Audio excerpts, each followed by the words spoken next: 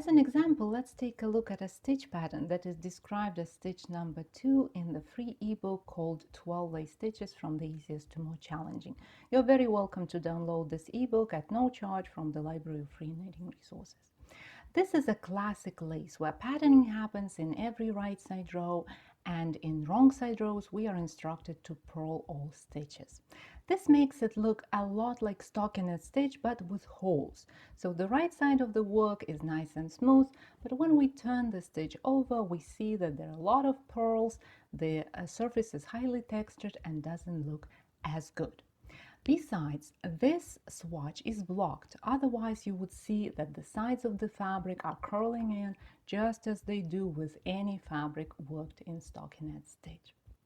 But we can change all that by making a little adjustment and knitting all stitches in every wrong side row instead of purling them.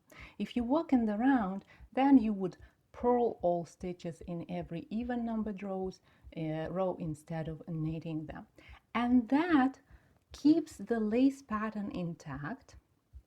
See, the holes are still there, the patterning is the same, but it changes the background from the stockinette stitch to the garter stitch.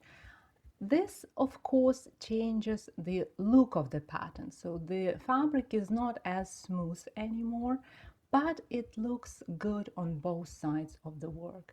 And even though it becomes more textured, it becomes an issue only when we work with bulky yarns. But most lace patterns are used in light projects knitted with fine yarns.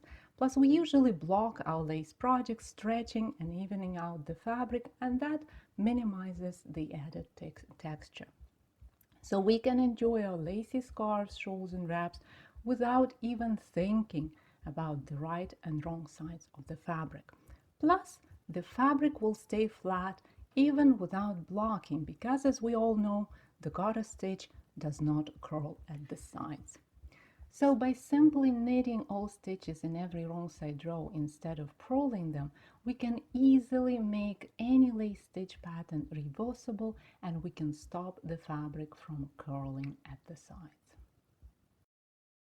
If you want to experiment with this stitch pattern, you'll find the detailed pattern instructions as well as a written explanation of this little knitting hack at 10roseaday.com/reversible-lace. To download this tutorial as a PDF, join the club at 10roseaday.com/club. Thank you for watching this video and have a wonderful week. I'll see you in the next tutorial.